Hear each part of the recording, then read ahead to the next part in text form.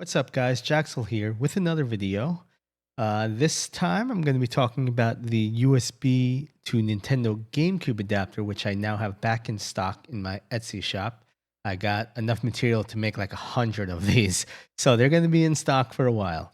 But this one is simple. There's no deluxe or pro or plus version, unlike my Dreamcast version. This one is just regular USB into GameCube. It's not much more complicated than that. You want to use a modern controller, modern USB controller on your GameCube, this is what you can use to do it. Now, this is running off firmware by Robert Dale Smith, who I'm going to call RDS from now on. And RDS did a fantastic job with this firmware. If you get one of these or make one of these yourself, they're not very expensive to make yourself. What I'm selling is just pre-made.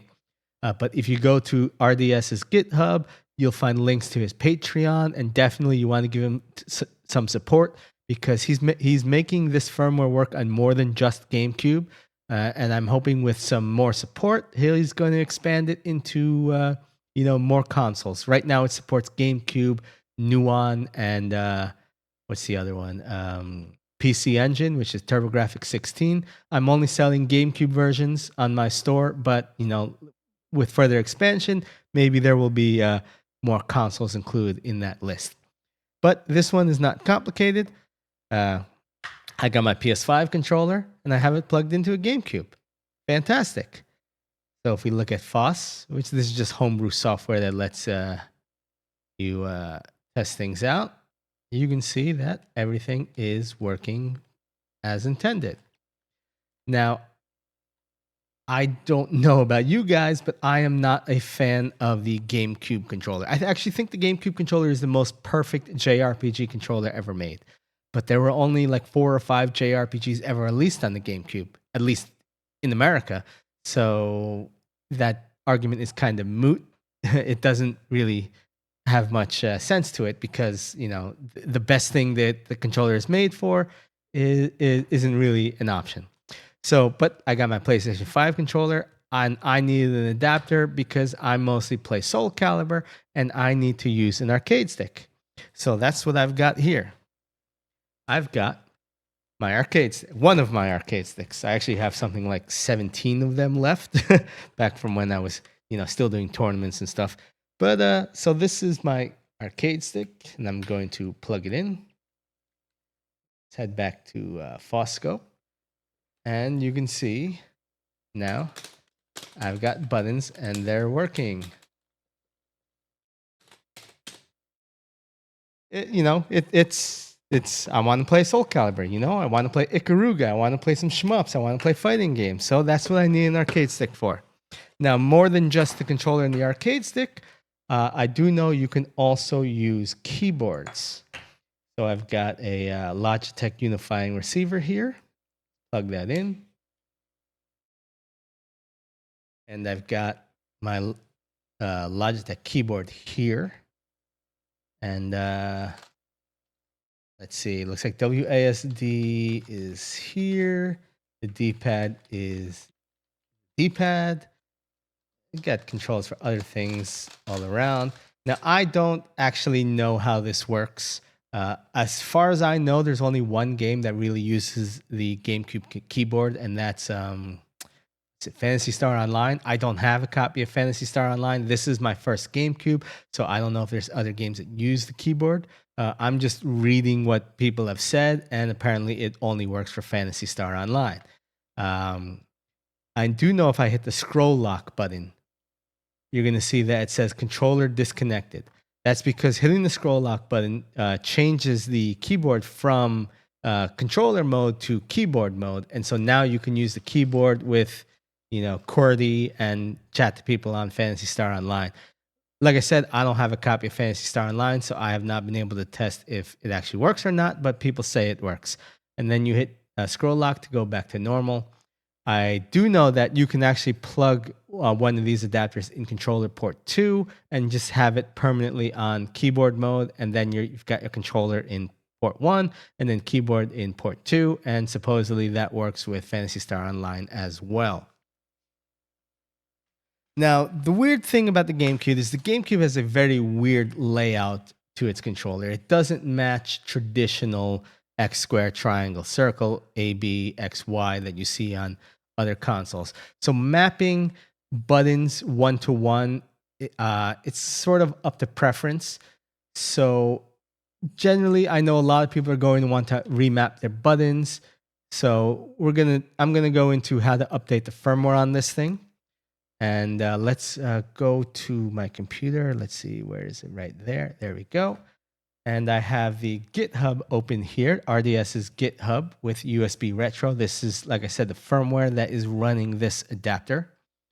Now, the last update to the firmware was in May 2024. Now, I have spoken to RDS, and he said he's working on a new firmware that's going to have some changes in the button mapping, because right now the Z button is programmed to select, which I don't think is good. I think it should be programmed to R1.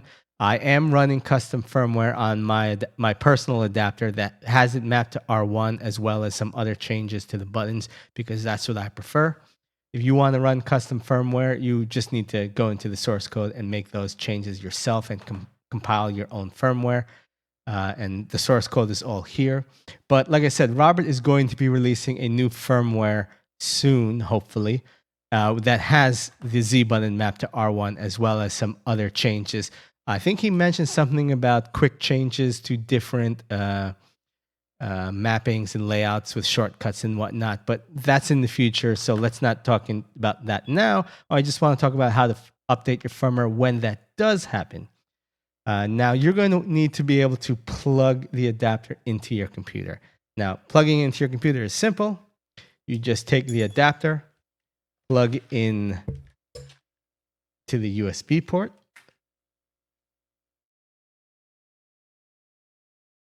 and then you need to hold you don't technically need to hold the boot button, but I recommend doing it. And the boot button is the plus button over here.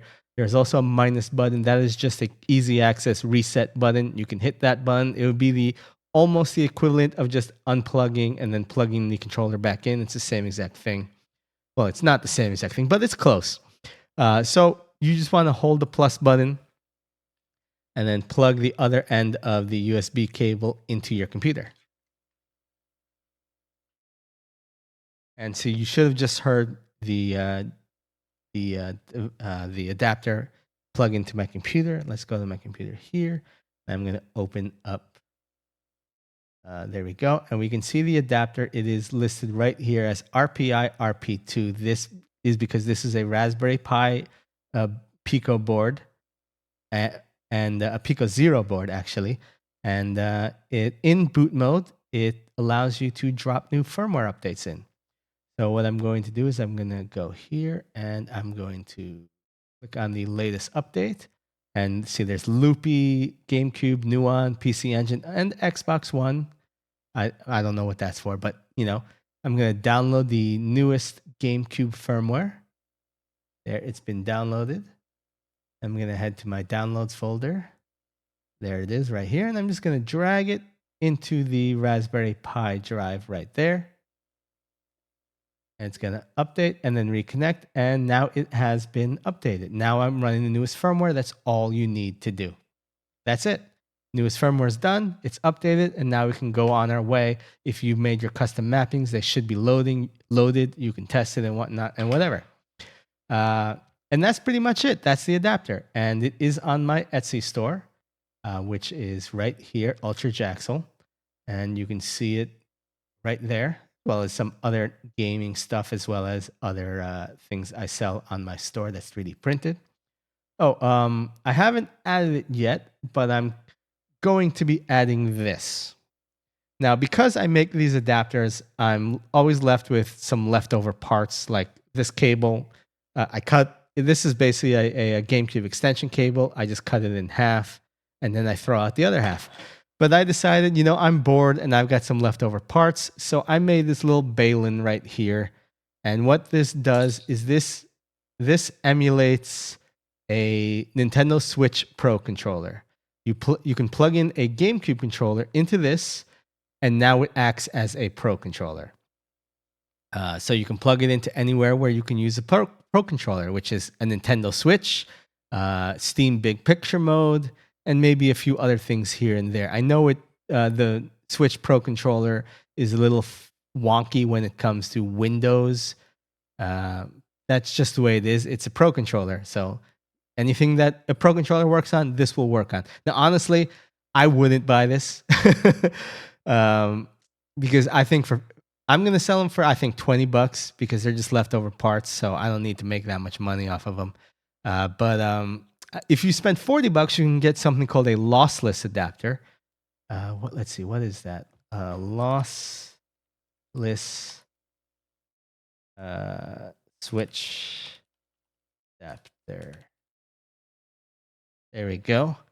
And let's see, that is on inputintegrity.com. You can get for £40 a lossless adapter, which is pretty much the same thing, but with 4 controllers. This is the gold standard when it comes to GameCube to USB adapter. For just double the price as I would charge for this Balin, just get yourself one of these. Only get this if, I don't know. It's garbage parts, whatever. But yeah. So that's pretty much it. Check out my Etsy shop. While I'm here, I'm going to shill my Twitch stream. I'm also on Kick. I don't stream often, but I will be streaming Expedition 33 soon. So, follow, subscribe. Peace out. You guys have a good night.